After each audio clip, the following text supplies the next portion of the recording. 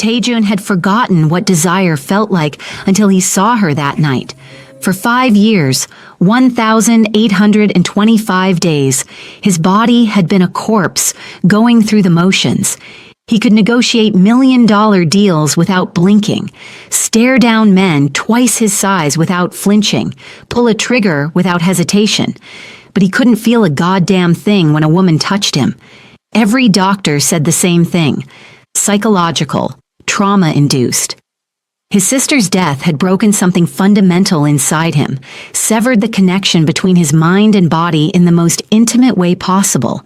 He'd accepted it, became the monster everyone already thought he was: cold, ruthless, dead inside.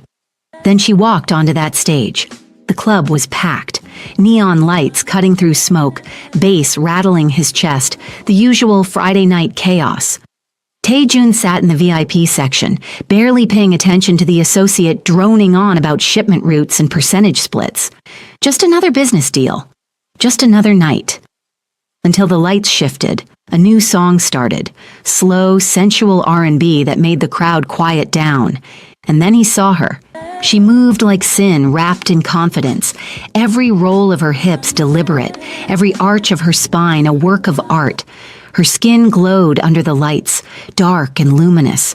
Her natural hair was wild, free, untamed. But it wasn't her beauty that stopped him cold. It was the way she danced. She didn't perform for the crowd. She existed in spite of them. Eyes closed, lost in the music, completely in her own world. There was no calculation, no seduction, just pure, unfiltered expression. Like she was alone in her bedroom, dancing for no one but herself. And something in Taejun's chest cracked open. Heat. That's what he felt first. A warmth spreading through his stomach, unfurling like a long, dormant flame catching oxygen. Then his heart, his goddamn heart that had been beating mechanically for 5 years, pounded. Actually pounded like it remembered what it was supposed to do. His hands gripped the armrest of his chair, knuckles white, as sensation flooded through him in waves. His body was responding. After 5 days of nothing, his body was finally, impossibly, responding. The associate next to him was still talking. Something about percentages and shipment schedules, but Taejun couldn't hear him over the roar of blood in his ears. His eyes tracked every movement she made, unable to look away, terrified that if he blinked, this feeling would disappear and he'd go back to being dead inside. Minwoo, his right-hand man, followed his gaze and smirked. "Boss, you okay?" Taejun's voice came out rough, unfamiliar even to himself. "Who is she?" "New girl, American, started last week." Minwoo's smirk widened. "Why?" Why? Because Taejun could feel again. Because his pulse was racing. Because for the first time in 5 years, he felt alive instead of just existing. Because the impossible was happening, and he needed to understand why. Find out everything about her. The song ended. She stepped off stage, utterly unbothered by the thunderous applause, wrapping a robe around herself like she'd just finished a workout instead of setting the entire club on fire. She was walking toward the dressing rooms when a drunk patron grabbed her wrist, slurring something about private dances and money. Taejun moved without thinking. 1 second, he was in VIP. The next, his hand was crushing the man's wrist with enough force to make bones grind. The drunk patron's face went ghost white when he recognized who was hurting him. "Remove your hand, now!" Taejun's voice was lethal, the kind of cold that promised violence. The man stammered an apology, nearly tripping over himself to get away once Taejun released him. Then Taejun turned to face her. Up close, she was even more devastating. Full lips, sharp cheekbones, eyes that assessed him with zero fear and even less interest. She crossed her arms, one eyebrow raised in an expression that clearly said she was not impressed. "I had that handled." Her voice, American accent, confident, slightly annoyed, sent another jolt through him. He'd never heard anything more perfect in his life. "You're welcome," he said, waiting for the gratitude that always came when he stepped in. "Did I say thank you?" She looked at him like he was a particularly annoying insect. Most people fell over themselves when Tae-jun intervened. Most people knew who he was, what he could do, and treated him accordingly. This woman looked at him like he was nobody. And God help him. It made him want her even more. Most people are grateful when I intervene, he said, a flicker of amusement breaking through his shock. Most people didn't ask for your intervention. I deal with drunk handsy guys every night. It's part of the job. She tilted her head. And I don't need some suit with a hero complex making it a bigger deal than it needs to be. It shouldn't be part of the job. Well, it is. Now, if you'll excuse me, I need to change. She started to walk away, and panic, actual panic, flared in Tae-jun's chest. The feeling was still there, that warmth, that aliveness coursing through his veins. If she walked away, would it disappear? Would he go back to being a corpse? Wait. She turned back, impatience written across her beautiful face. What? Your name. Why do you need to know my name? Because I'd like to buy you a drink. She laughed, actually laughed at him, the sound rich and genuine and completely unafraid. Oh, honey, you can't afford me. No one spoke to Tae-jun like this. No one dismissed him. No one laughed at him. He owned half of Seoul's underground, could end careers with a phone call, had men twice his size terrified of disappointing him. I own this club, he said, playing what should have been a winning card. That's cute. I still said no. She was turning away again, and desperation made him blurt out, "Why?" She paused, looking back with something like pity in her eyes. Because guys like you think the world owes them everything. You think women are just conquests, challenges, and I'm not interested in being your exotic American phase. The words hit harder than they should have, probably because they weren't entirely wrong. Usually they wouldn't be wrong at all. You think you have me figured out? Am I wrong? She crossed her arms, waiting. Tae-jun paused, and when he spoke, he was honest in a way that surprised even himself. Usually, no, but not this time.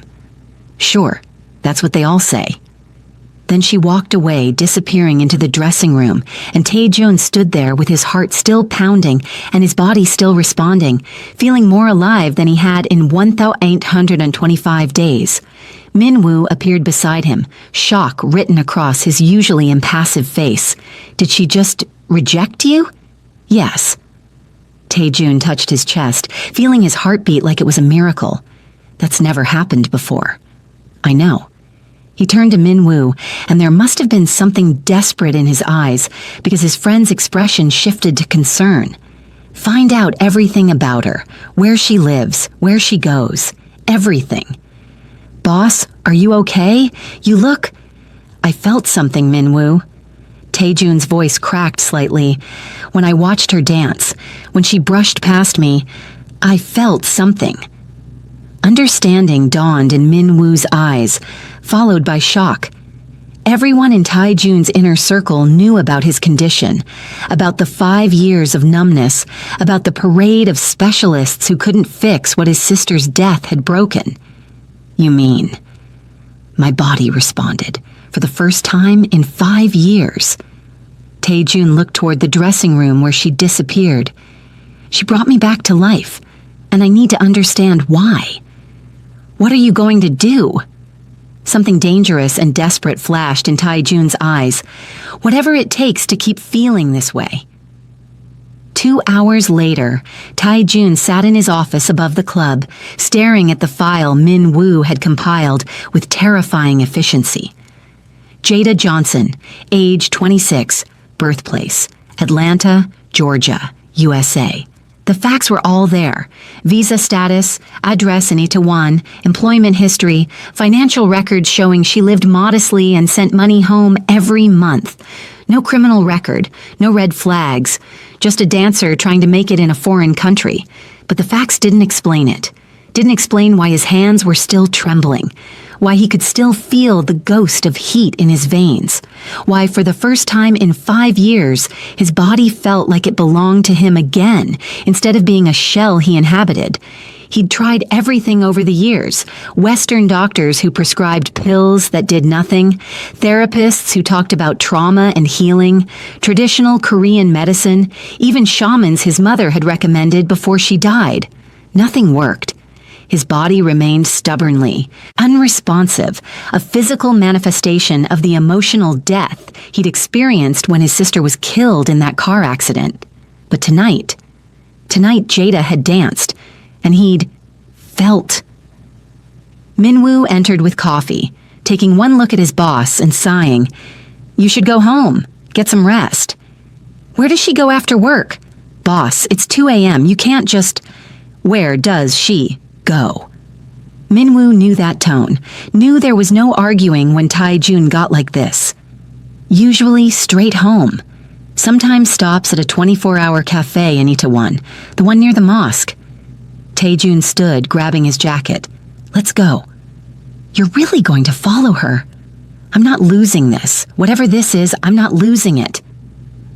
The back alley behind the club was dimly lit, the kind of place where bad things happened if you weren't careful. Tae-jun leaned against his Mercedes, pretending to check his phone, waiting. At 2:30 a.m., the back door opened and Jada emerged. She'd changed into street clothes, ripped jeans, leather jacket, her natural hair pulled up into a high puff. She looked completely different from the goddess on stage. More real, more herself, and somehow even more beautiful. She stopped dead when she saw him, her face cycling through surprise, annoyance, and resignation. "You've got to be kidding me!" Tae-jun looked up, attempting innocent surprise. "Oh, hello." "Don't oh hello me, you're stalking me." Stalking is such an ugly word. I prefer persistently interested. I prefer creepy as hell. How did you even know I'd come out this way? Lucky guess. She didn't buy it for a second. "Uh-huh, and I'm the Queen of England." "Your Majesty." A slight smile tugged at his lips. She was not amused. "What do you want?" Tae-jun stepped closer, and he couldn't keep the desperation out of his voice. "Dinner. One dinner. That's all I'm asking." "No." "Why not?" "Because I came to Seoul to get away from complications, from men who think they own everything they see. And you?" She gestured at his expensive suit, his luxury car, the bodyguards lurking in the shadows.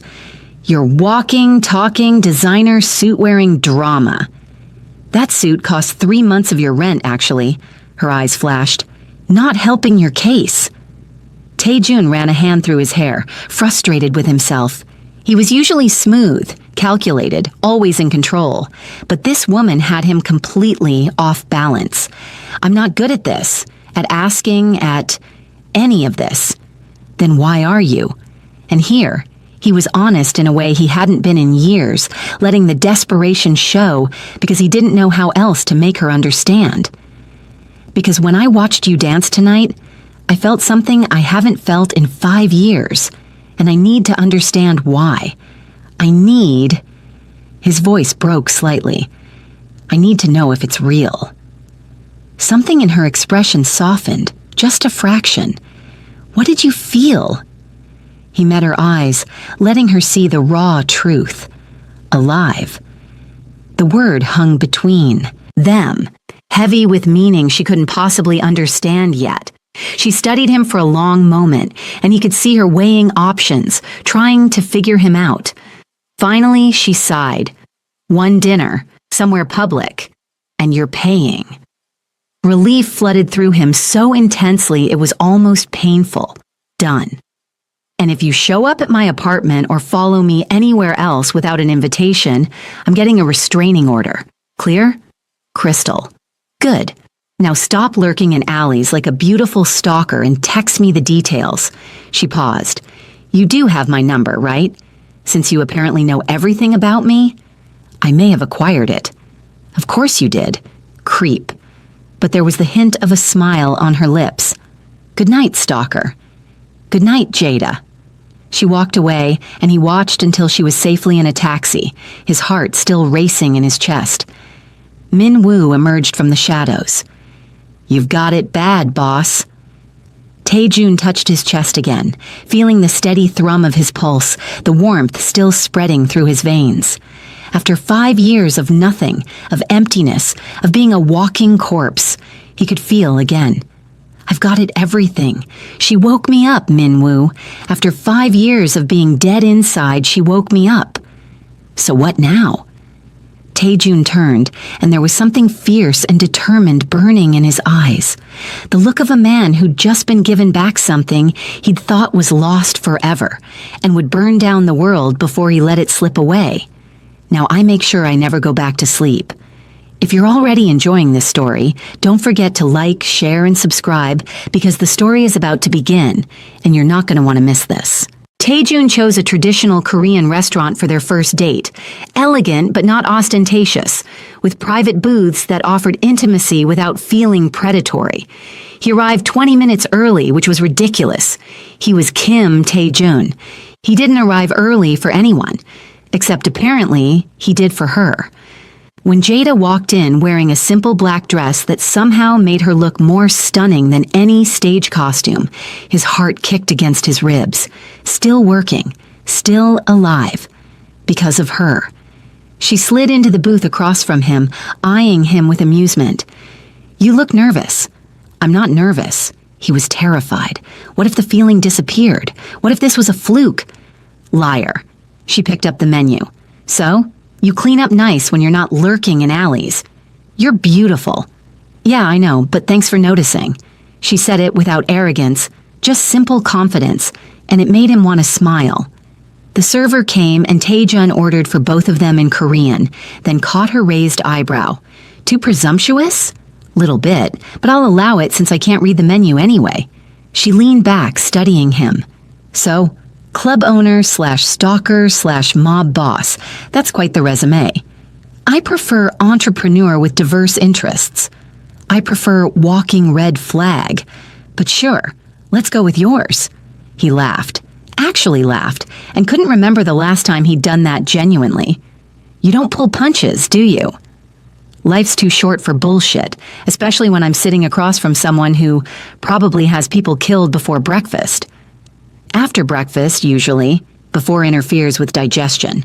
She blinked, then caught the slight quirk of his lips. "Did you just make a murder joke?" "Too soon. Disturbingly funny, actually." She shook her head. "I should not find that attractive." "But you do?" "I'm deciding." The food arrived and she took a bite, her eyes widening. "Okay, this is amazing. You're buying points back with good food choices." They ate, and the conversation flowed easier than Tae-jun expected. She was sharp, funny, called him on his bullshit, and didn't seem intimidated by who he was or what he did. Every smile she gave him, every laugh, sent warmth cascading through his chest. He was afraid to move too much, afraid to do anything that might break whatever spell was making his body remember how to feel. "So why Seoul?" he asked. She deflected with a shrug. "Why not?" "You're running from something." Her guard went up immediately. "You don't know that." "I know running. I recognize it." He kept his voice gentle. "I'm not judging, just curious." She studied him for a long moment, then sighed. "Maybe I just wanted an adventure. Wanted to be somewhere nobody knew me, where I could just exist without expectations. And is it working?" It was. Until some mob boss decided I was his new fixation. "I'm not fixated. You had me investigated, showed up at my workplace, uninvited, and are currently sitting here looking at me like I'm the answer to some question you forgot you asked." He couldn't argue with that. Fair point. "So what's your damage?" She tilted her head. "Nobody becomes a crime lord because they had a great childhood." Tae-jun hesitated. He didn't talk about his past, not with anyone, but something about her made him want to. "My father died when I was 17, left debts, bad debts, the kind that get families killed." He traced the rim of his glass. "So I joined the organization that held the debt, worked my way up, made sure my mother and sister were protected." "Your sister?" His jaw tightened. "She died 3 years ago. Car accident." Jada's hand covered his on the table, warm and real. I'm sorry. That touch, that simple gesture of comfort. Heat spread from where her skin met his, racing up his arm, flooding his chest. His body was remembering, awakening, coming back to life cell by cell. After she died, He struggled for words. I stopped caring about much of anything. Just went through the motions. Built my empire, made my money, but felt nothing. Until? He met her eyes. Until I watched you dance. She pulled her hand back slowly, processing. That's heavy for a first date. I'm not good at light. Clearly. But she was smiling. For what it's worth, I came to Seoul partly to find my brother. He came here for work, got into some kind of trouble. Stopped answering my calls 3 months ago. Taejun's instincts prickled, but he pushed the feeling aside. What's his name? Marcus. Marcus Johnson.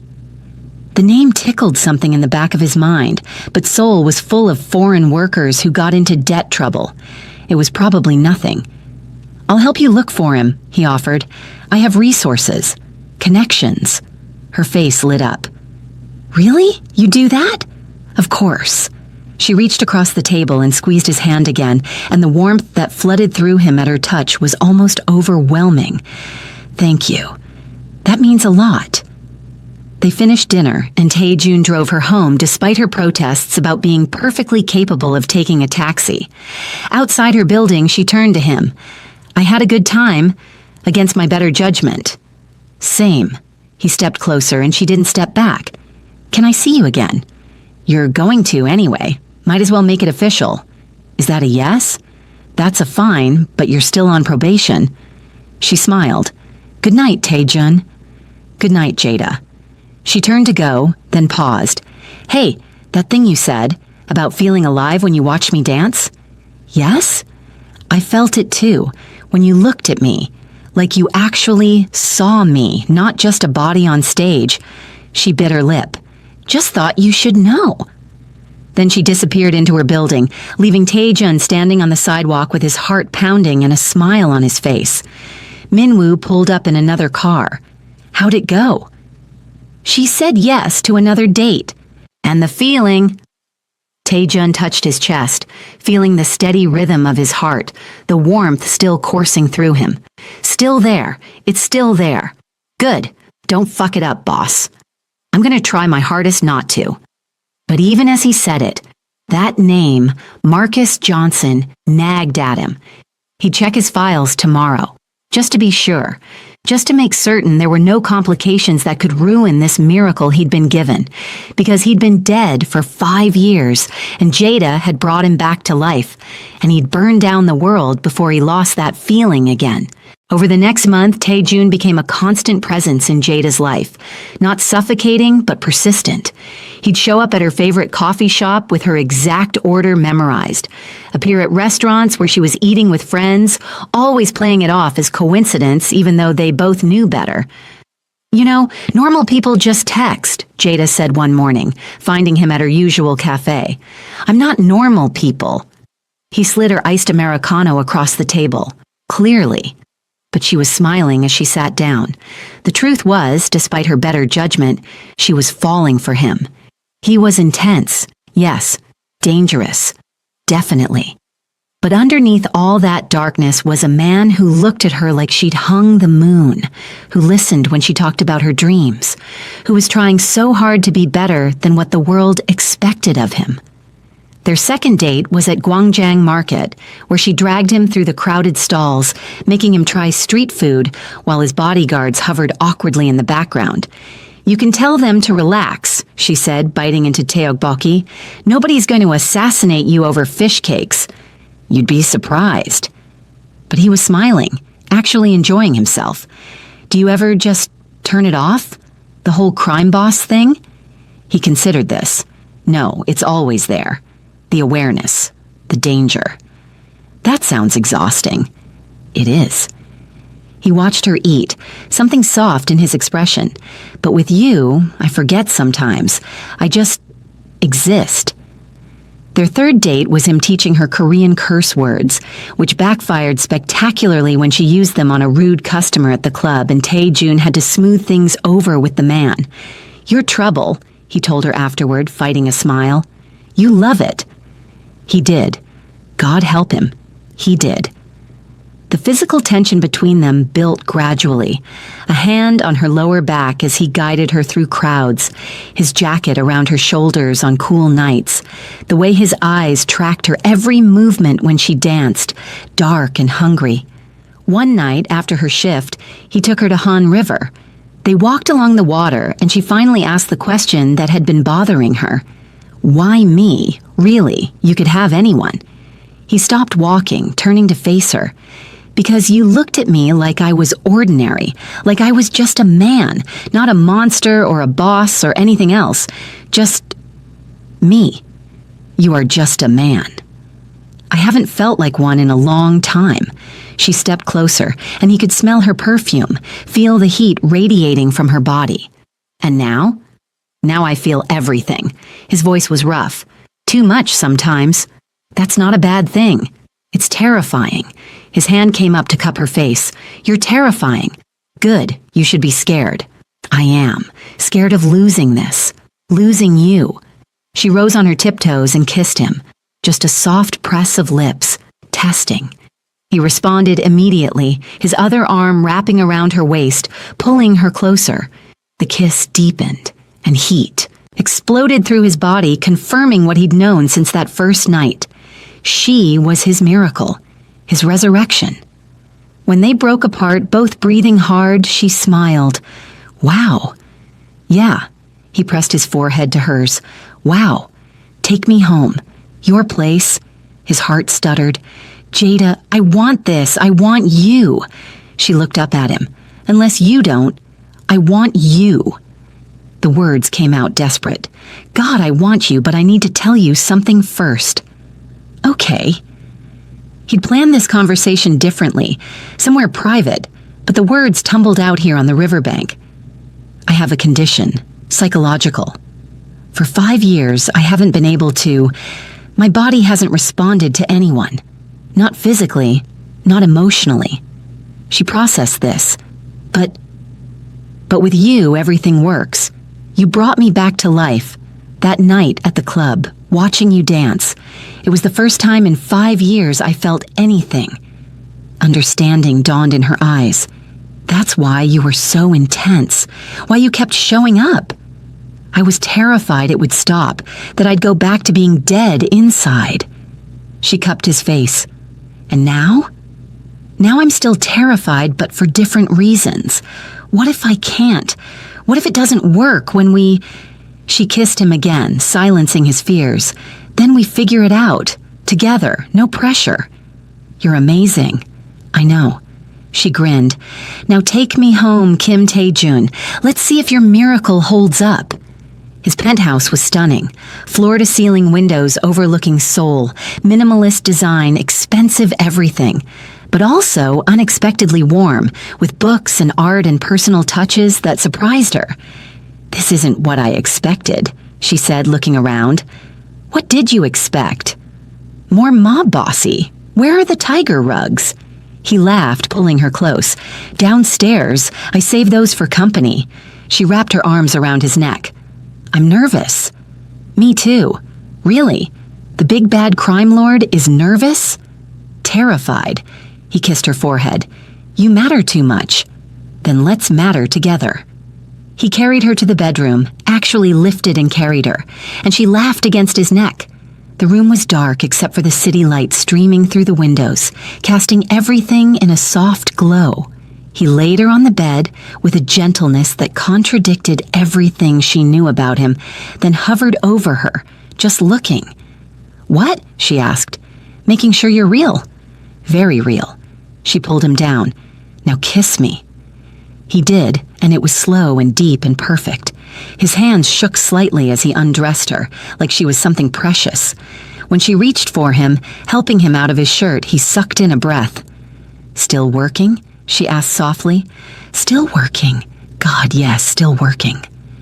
They moved together slowly, learning each other. His face showed wonder, disbelief, overwhelming emotion. "I can feel you," he whispered, voice breaking. "I can feel everything." I've got you. She wrapped around him. I've got you. And they moved together, two broken people making each other whole until they both shattered and reformed, tangled in expensive sheets with the city lights, witnessing their miracle.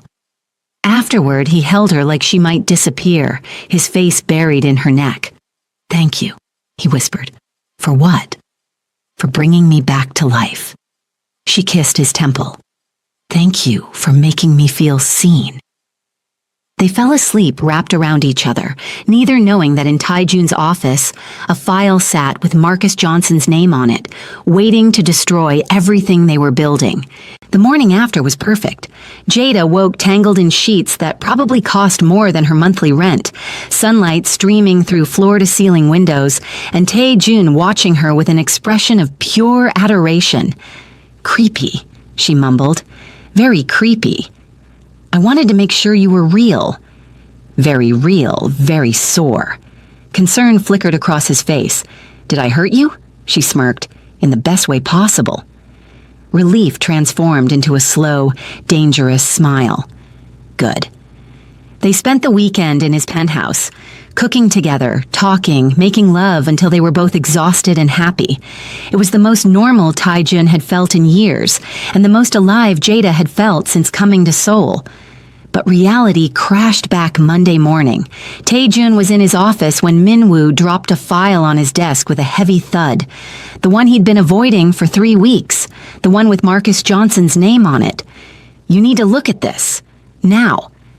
Tae-jun opened it and his blood ran cold. Marcus Johnson. American. Borrowed $50 million won from the Red Dragon Syndicate 8 months ago. Couldn't pay. Tae-jun's organization had bought the debt to prevent the dragons from killing him. Marcus was currently working at one of their warehouses, paying off what he owed. 4 more months and he'd be free. The dates lined up perfectly. Tae-jun had acquired Marcus's debt 2 weeks before meeting Jada. It was pure coincidence. He hadn't known. Couldn't have known. But she'd never believe that. Fuck. He dropped his head into his hands. You have to tell her, Min-woo said. She'll leave me. Maybe, but if you don't tell her and she finds out, she'll hate you. Tae-jun looked at his friend, anguished. I just got her. I can't lose her. Not yet. The longer you wait, I know. He stood, pacing. I know, I need time to figure out how to explain. There's no good way to explain this. Then I'll make one. But days turned into weeks, and Tae-jun still hadn't told her. Every time he tried, the words stuck in his throat. Every time he looked at her, laughing at his terrible jokes, dancing in his kitchen, sleeping peacefully in his bed, he couldn't bring himself to risk losing her. Meanwhile, Jada's investigation into her brother continued. She asked questions at different clubs, showed his photo to people, followed every lead that went nowhere. One night, she was at a bar in Gangnam when a bartender recognized Marcus's photo. Yeah, I remember him. Nice guy. Got into trouble with loans. Jada's heart raced. What kind of trouble? The bartender looked nervous. Red Dragon Syndicate. Bad people. When he couldn't pay, they were going to kill him. Is he dead? The question came out strangled. No, someone bought his debt. He's working it off somewhere. Who bought it? The bartender's nervousness intensified. I really can't say. These people are dangerous. Please. Jada gripped the bar. He's my brother. The bartender sighed. Kim organization. That's all I know. Now please leave before someone sees us talking. Jada left, mind racing. Kim organization. Tae-jun's last name was Kim, but Seoul was full of Kims. It was probably just coincidence, right? That night, she went to Tae-jun's penthouse for dinner. He'd cooked, Korean-American fusion that smelled amazing, but he seemed tense. You okay? She asked. Fine, just business stress. They ate, and she debated telling him about the lead. Finally, she did. I got some information about Marcus today. Tae-jun went very still. What kind of information? Someone said he got in trouble with the Red Dragon Syndicate, that someone bought his debt. She watched his face. The Kim organization. His expression was carefully blank. That's a common name. I know, but do you know them? Could you ask around? This was it. The moment. He should tell her. He opened his mouth. I'll look into it, I promise. And lied instead. Thank you. She hugged him, relieved. Thank you so much. He held her, hating himself. Of course. That night, after she fell asleep, he lay awake staring at the ceiling. Tomorrow. He'd tell her tomorrow. But tomorrow came and went, and the next day, and the next, until 2 months had passed since that first night at the club, and Tae-jun was living with a time bomb, terrified of the explosion, but unable to defuse it. They were happy, genuinely, perfectly happy. She'd started staying at his place more often than her own. He'd introduced her to his crew, who treated her with respect, bordering on reverence, because their boss was finally alive again. She'd taught him to dance properly, and he'd shown her parts of Seoul only locals knew. They were building something real, and he was going to destroy it with his cowardice. One evening, Jada's friend Soo Jin pulled her aside at the dance studio. I need to tell you something about Tae-jun. Jada's stomach dropped. What? My cousin works at one of his warehouses. He mentioned an American guy named Marcus working there. I didn't think anything of it until you showed me your brother's photo last week. The world tilted. What are you saying? Soo Jin pulled out her phone, showing a grainy photo taken from a distance. A man loading boxes in a warehouse. Marcus, older, thinner, but unmistakably her brother. I think Tae-jun has your brother. Jada stared at the photo, everything inside her going cold. Where is this? Jada, you can't just go there. These people are dangerous. Where? Soo Jin gave her the address. An hour later, Jada stood outside the warehouse, heart pounding. She talked her way past the guards, walked into the main space, and there he was, Marcus, alive, working, in Tae-jun's warehouse. Marcus! He spun around, shock and horror warring on his face. Mara, how did you... She ran to him, hugging him fiercely. Oh my God, you're alive, you're okay. You shouldn't be here. He pulled back. Does he know you're here? Does who? She stopped. Tae-jun? Marcus's expression confirmed everything. Behind her, a familiar voice. Jada. She turned slowly. Tae-jun stood there with Min-woo and 2 guards, looking devastated. You knew? Her voice shook. This whole time you knew. Let me explain. How long? His silence was damning. How long? 2 months, he admitted quietly, since you first told me about him. The betrayal hit like a physical blow. 2 months. They'd been together for 2 months, sleeping together, building something, and he'd known. You lied to me. I was trying to protect you. Protect me, or protect yourself. Tears streamed down her face. You knew I was looking for him. You watched me suffer, watched me worry, and you said nothing. I was scared. Of what? Losing me? Well, congratulations. Her voice broke. You lost me anyway. Jada, please. Don't. She stepped back. Don't touch me. Don't come near me. We're done. No? I trusted you. The words came out raw. I loved you, and you lied to my face for 2 months. I love you too. Then you should have told me the truth. She turned to Marcus. I'll figure out how to get you out, legally. Mara, it's not that simple. It has to be. She walked toward the exit. Tae-jun moved to follow. If you follow me, she said without turning, I will get that restraining order. Stay away from me. Then she left, taking Tae-jun's heart with her. 3 days of hell. Tae-jun didn't sleep, barely ate. He respected her wishes and didn't follow, didn't call, didn't show up. But he had men watching from a distance, making sure she was safe. She was staying with her friend Maya, throwing herself into work, dancing until her body gave out, anything to avoid thinking about him. Min-woo found his boss staring at nothing in his office. You look like death. I feel worse. So do something. Grand gesture. Isn't that what works? This isn't a movie. I betrayed her trust. Tae-jun's voice was hollow. There's no coming back from that. You're giving up? I'm respecting her wishes. But the universe had other plans.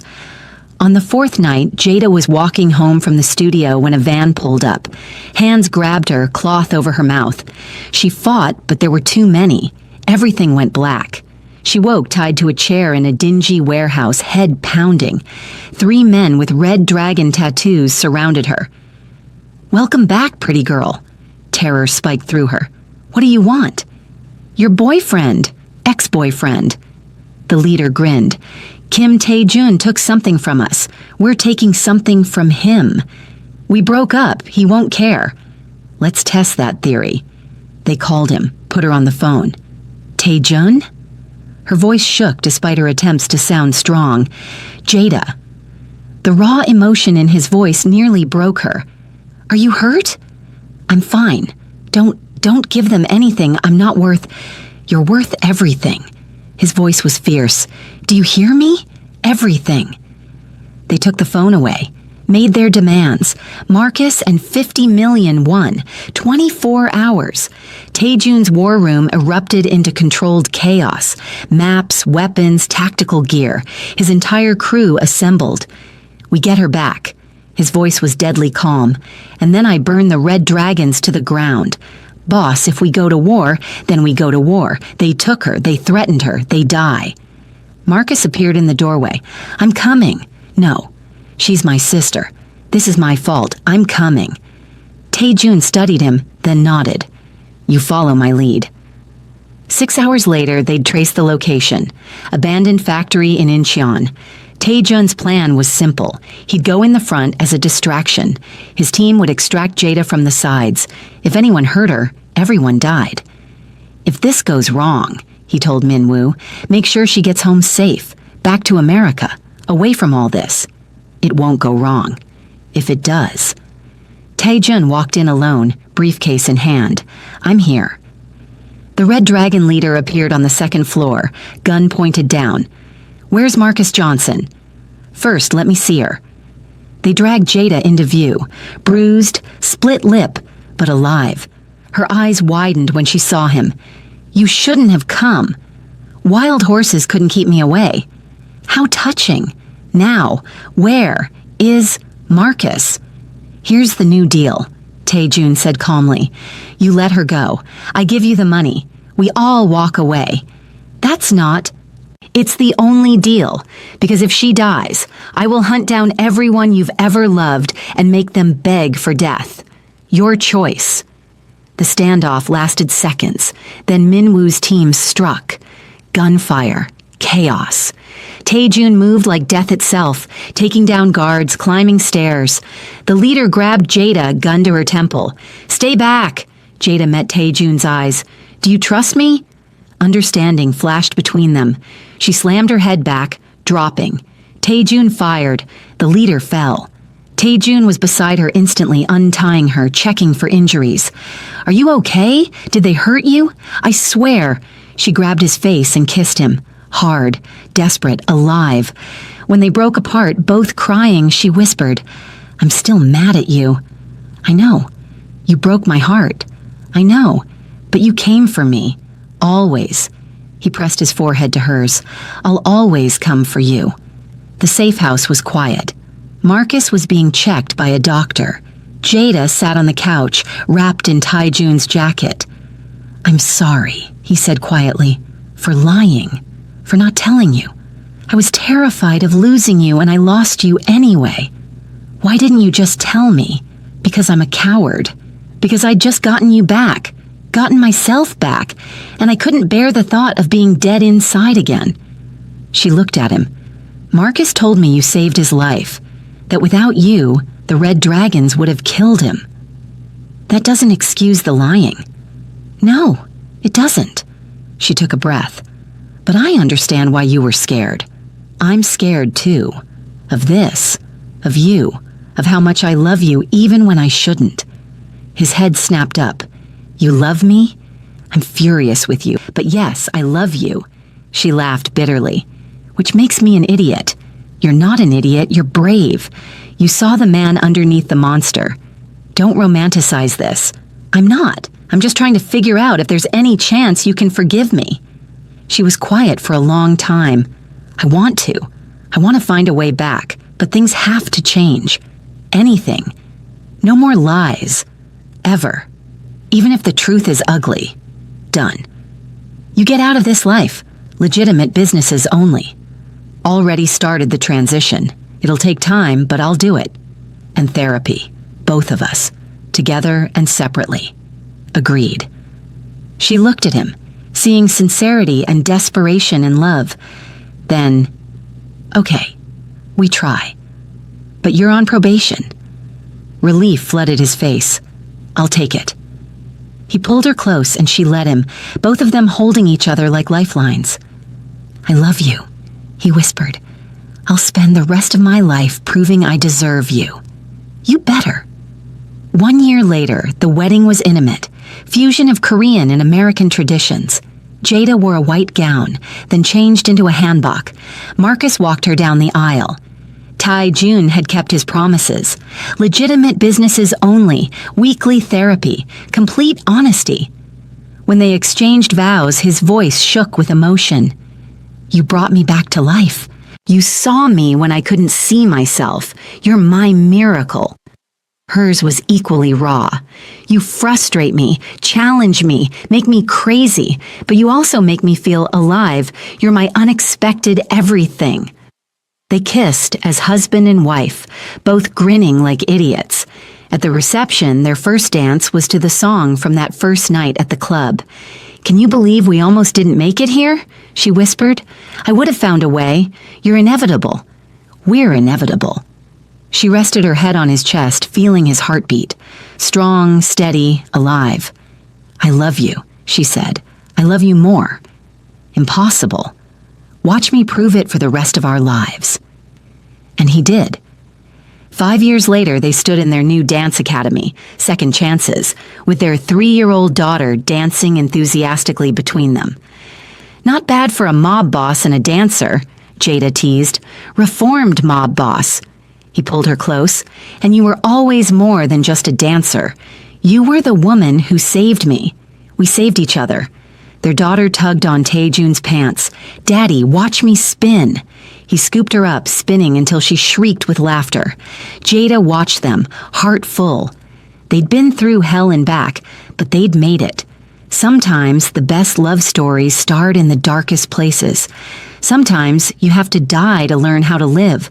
And sometimes a stranger's dance could resurrect a dead man's heart. Did Taejun deserve forgiveness, or should Jada have run? Drop your honest thoughts below. Could you forgive someone who hid your brother's location for 2 months? I need to know where my viewers draw the line. Drop your city below. Where are you watching from? Let's see how global this romance fam is. If you love this dark Afro-Korean romance, like and subscribe for more international love stories. Made it to the end? Drop a heart below.